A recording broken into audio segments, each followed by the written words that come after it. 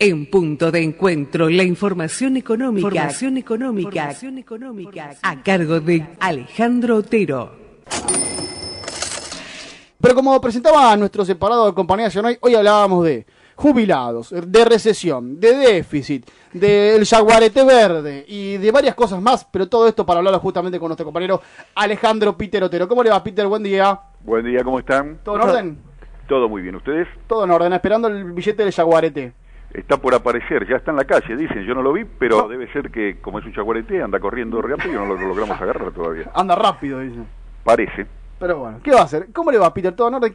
¿Qué vamos a hablar de hoy? Hay tan pocos temas para hablar hoy que la realidad es que lo hemos convocado casi para charlar de la vida de los demás, nada más. Y hoy tenemos ahí en la tapa de los diarios, de todos los diarios, que anoche en el Senado se terminó de aprobar esta así llamada ley de blanqueo y de reparación histórica a los jubilados, que ya hemos comentado en varias ocasiones, y que más allá de lo que se anuncia esconde una preocupante medida de financiamiento estructural del Estado y en particular del sistema previsional. Entonces, por ahí me parece que conviene relacionar esto con una noticia que salió hace algunos días, que tiene que ver con esto que vos mencionaste con el déficit, que en cualquier otro contexto y a cualquier otro gobierno le hubiera significado una tormenta de tapa de todos los medios, tremenda, y sin embargo no levantó ni una brisita de verano, ¿no? Y es el incremento brutal del déficit, 24.000 millones anunció el ministro Prat Gay. Pero, la pregunta es, ¿qué es el déficit? El déficit es la diferencia entre lo que el Estado recauda vía tributos, impuestos, el IVA, ganancias, bienes personal, impuesto al cheque y demás, y los gastos del Estado. Ese es el déficit, ¿no? Antes del pago de la deuda. Después, con el pago de la deuda, el déficit tiende a incrementarse. Es decir, que lo que se anunció es que en el trimestre los gastos superaron por 24.000 millones a los ingresos del Estado. Esto es interesante porque, y justamente por eso lo quiero relacionar con esta anunciada ley que se aprobó anoche, y con las promesas del gobierno, porque vos te acordarás que el gobierno prometió dos cosas cero, dijo pobreza cero y déficit cero, ¿no? Sí. Cuando anuncia esto de pobreza cero y déficit cero a la luz de los resultados, uno no sabe si está diciendo que no haya pobreza y no haya déficit, pobreza cero, déficit cero, o que el gobierno bochó, sacó cero, ¿no? Y a la luz de los resultados parece más bien que esto de déficit cero y pobreza cero es que el gobierno bochó.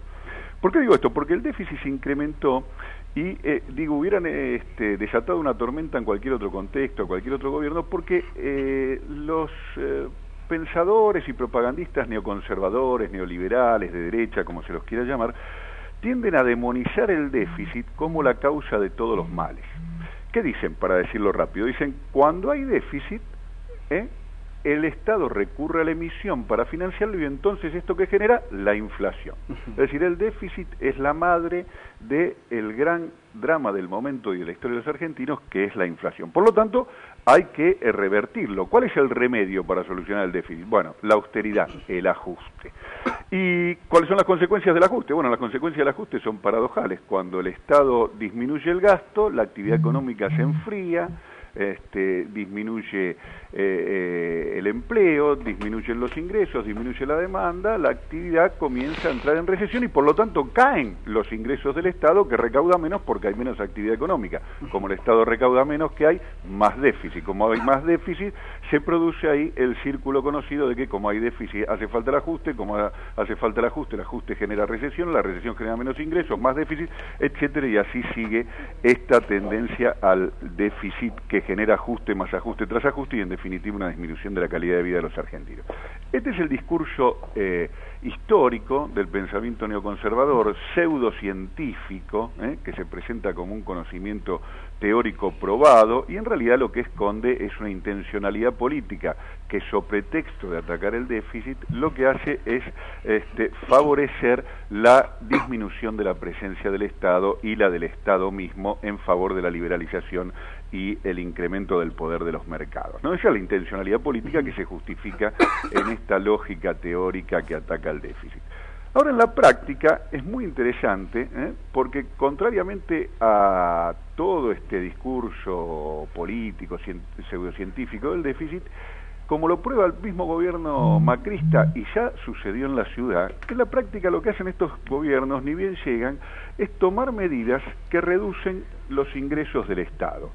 Tanto por la vía macroeconómica, como decíamos, es decir, porque tienden a enfriar la economía, y al enfriarse la economía y crecer el desempleo, caen los ingresos de las personas, de las familias, hay menor demanda, menor consumo, y por ende caen los ingresos del Estado, y también por medidas concretas que le reducen la carga fiscal, eso sí, por supuesto, a los ricos, a los que tienen, ¿no? A lo cual ya nos hemos referido en varias...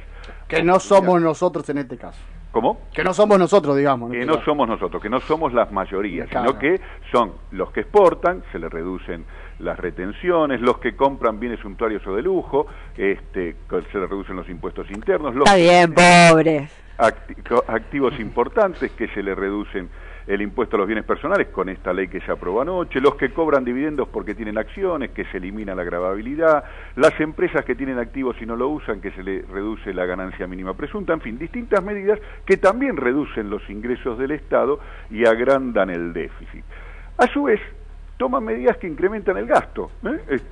Por ejemplo, el gobierno, frente a este anuncio de que el déficit creció 24.000 millones, dice, hace falta emitir deuda, y sacó un DNU por 76.000 millones de emisión de deuda, justificándolo en los incrementos a las jubilaciones, a la asignación universal por hijo, la reactivación de la obra pública, y seguramente ahora también con la aprobación de esta ley que va a pagar la así llamada, entre comillas, deuda de los jubilados. Es decir, toma en la práctica medidas que reducen los ingresos del Estado por la vía de la política económica y por la vía específica de atenuar el alivio fiscal de los más adinerados, e incrementa el gasto.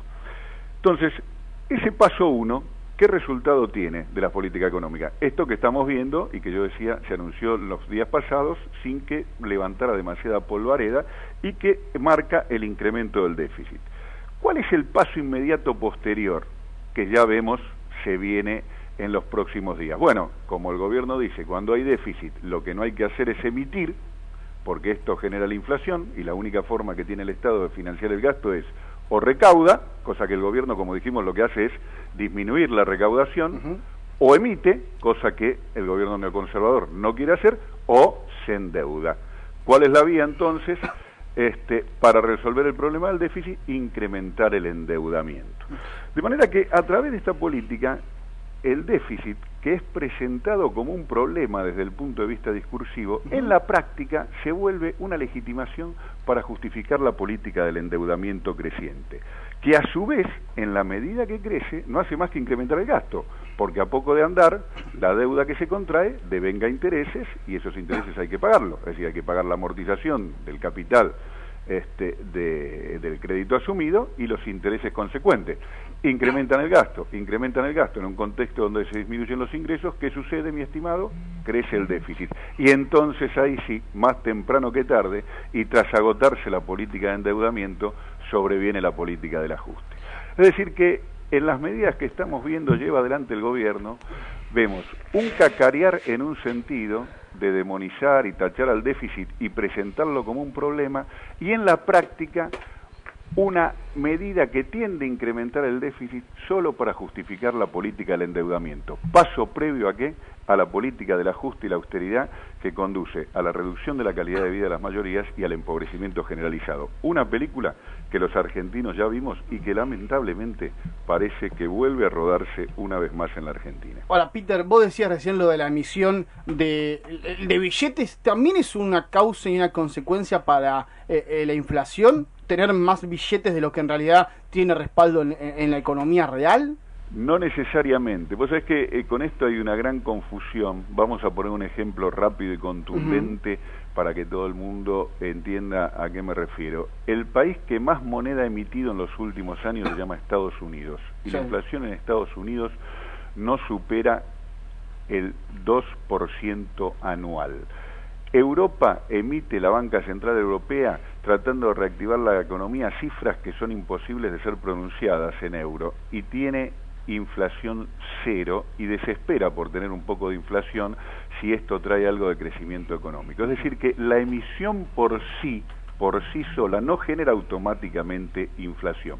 Pero en la Argentina, desde hace muchos años, el pensamiento conservador ha logrado ganar una, llamémosle, batalla cultural del sentido común, donde la gente cree que la emisión conduce a la inflación, y que si hay inflación es porque hay emisión, que de modo tal que reduciendo la emisión se reduce la inflación. Y esto se ha probado más de una vez, que ni emitiendo se genera automáticamente inflación, ni dejando de emitir la inflación cede. ¿Por qué? Porque la inflación es un fenómeno más complejo que tiene que ver con otras razones. Lo que sí sucede, y a esto es lo que me estaba refiriendo en la columna de hoy, es que este pretexto de que la emisión genere inflación, lo que hace es privarse de esa fuente de financiamiento, la emisión, para beneficiar ¿qué cosa? El endeudamiento. Y esto es lo que quiero hacer notar. El pensamiento neoconservador demoniza la emisión para favorecer el endeudamiento, porque el déficit no deja de crecer en la medida que su propia política económica no hace más que deteriorar los ingresos del Estado. Y un Estado, Estados Unidos, cualquier Estado europeo, la Gran Bretaña del Brexit, la Argentina o Brasil, o se financia con impuestos, o se financia con emisión, o se financia con endeudamiento. En la práctica lo que todos hacen es alguna combinación de estos tres elementos. Pero si uno lo que hace con su política económica es reducir los ingresos, anular la posibilidad de la emisión, lo único que le queda que es el endeudamiento. Y parecería ser que por muchas razones el gobierno actual, como todos los gobiernos neoconservadores de la historia y los gobiernos pretendidamente modernizantes pero conservadores, empezando por Bernardino Rivadavia en 1824, siempre han preferido a cualquier otra forma de financiamiento del Estado argentino el endeudamiento. Y esta película es la que digo, se vuelve a rodar una vez más en la Argentina y ya sabemos cómo termina.